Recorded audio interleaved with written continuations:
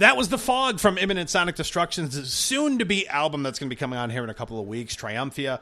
Cannot wait to check out the whole album. I'm sure it's going to be awesome. We're going to get a chance to see The Fog live. Everyone says it's a killer track live. I'm going to take Tony's word for it that it is, but we're going to put it to the test here in a couple of weeks and find out ourselves, which, again, cannot wait to see you there. But I think it's going to be awesome, man. And I think if that track's any indication what the rest of the album's going to be, I definitely think it's a step in the right direction. From what you guys have done before, even though we're looking at recurring themes 4 years ago, for that matter. Really good stuff there. So again, I can't wait to check the whole thing out. Yeah, I think you'll dig it. well, Tony, you had mentioned a little while ago, hearing some really good bands out there, and of course, on the show, I do my Biv's Best Band segment, where I'm always looking all over the world for the best bands out there, be it prog metal, power metal, speed metal, whatever the case may be. What band or bands have you heard that maybe we have it where you're like, man, the world needs to hear these guys?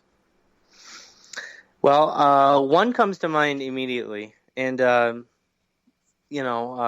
friends of mine here in Michigan, and actually they're label mates. They're called From Blue to Gray. They're on the heavier end of prog metal. Some have called them, progressive death metal. I would liken them more to bands like Between the Buried and Me. Okay. Longer songs and very thoughtful instrumentals, and actually their new album, it is a concept, so it's very good. And those guys, they're really good. There's no other way to put it. And so a definite shout out to them because, not only are they really good musicians, but they're good friends, and they're just great for the Michigan metal scene for sure. And, they're very small right now, but man, as long as they can keep it up, they should be able to take over the world. Wow, that's really cool. And that actually brings up a good point. Like, this is what's great about what Biv and I do is we've talked to guests from all over the world, and when we're talking the Michigan metal scene, I almost kind of snicker a little bit, only because sure. I'm so close to you, and it'd be like talking about the Indiana metal scene, and you just kind of laugh and go, okay. But it sounds like you speak very highly of some pretty awesome bands up in your area. So what is the scene like there? Is it kind of a budding area of bands that just talk about Biv's Best Band you never heard of? Are there just an absolute ton of bands that have a ton of potential that you think could really make a mark there? What's the scene like in Michigan, for example? I would say, if you compare it to other scenes, like if you compare it to LA or New York, those bands are in New York City, or those bands are in LA, or they're right around there. I could tell you that Detroit has its own metal scene, but that would be disingenuous because there's bands in Grand Rapids and Lansing, and the guys I just mentioned, they're based out of Mount Pleasant. Oh wow! And so all these bands they play each other's towns. They stick to their own, but they'll move around, and they are a Michigan metal band. So it makes sense that folks outside of Michigan have never heard. But once you're here and you put in a little bit of work, you'll find that there's some really good bands here. It's worth mentioning. I obviously I'm from here, and I want all bands from my area to do well, but I legitimately can tell you that bands like Hate Unbound and Dead in Five and From Blue to Gray, there's 100 others that I'm probably Wolf Hook. They're really good. Some of them signed, some of them not signed, and we all kind of support each other, which is the other main key ingredient.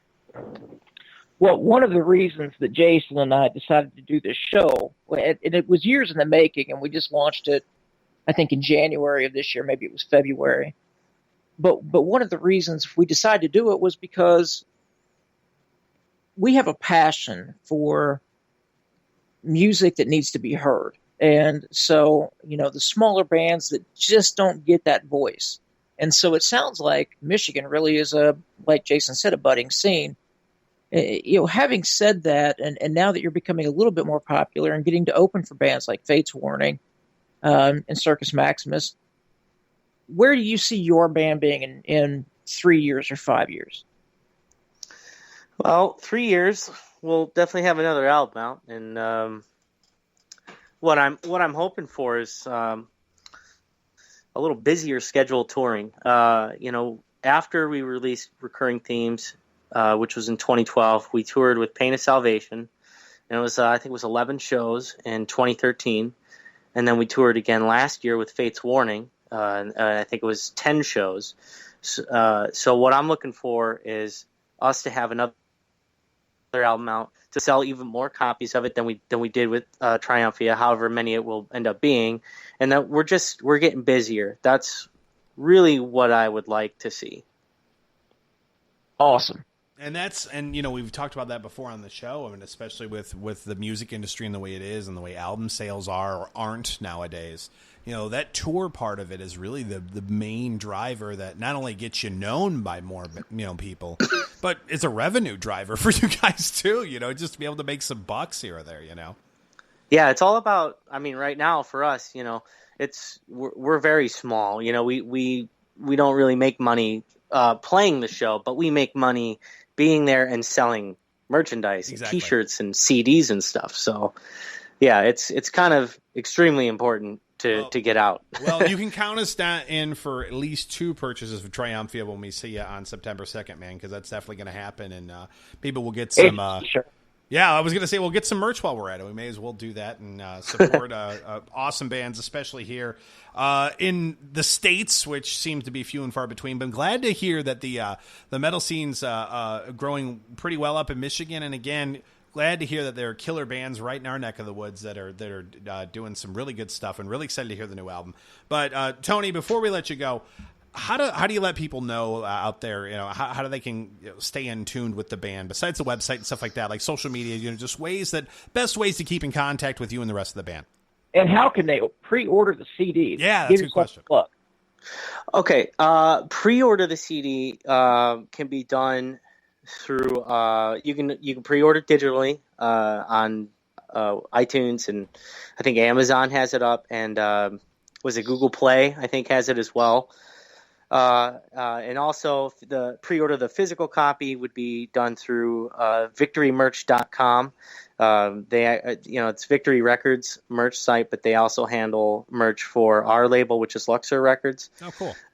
And of course, we blast that link out every day on Facebook, and but the best way to keep in touch with us would be to go to our website, imminentsonicdestruction.com, and sign up for our mailing list. The old-fashioned email list. Hey, man.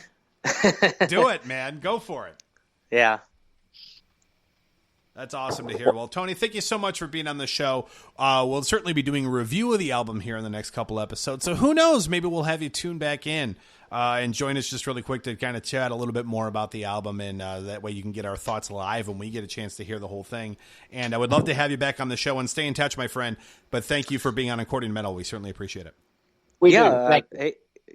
Thank you so much for having me on, and I can't wait for you guys to hear the album and hear the whole thing in its entirety. It's I think you'll really enjoy it. And we'll see you in Chicago in a couple weeks, buddy. Absolutely. Looking forward to it. Awesome. To check out the entire episode or previous episodes of the According to Metal podcast, simply click subscribe on iTunes, SoundCloud, or the podcatcher of your choice. It's the According to Metal podcast. Latest news, reviews, interviews, and all things metal. Subscribe. You know you want to. That is, unless, I don't know, you like Coldplay or something.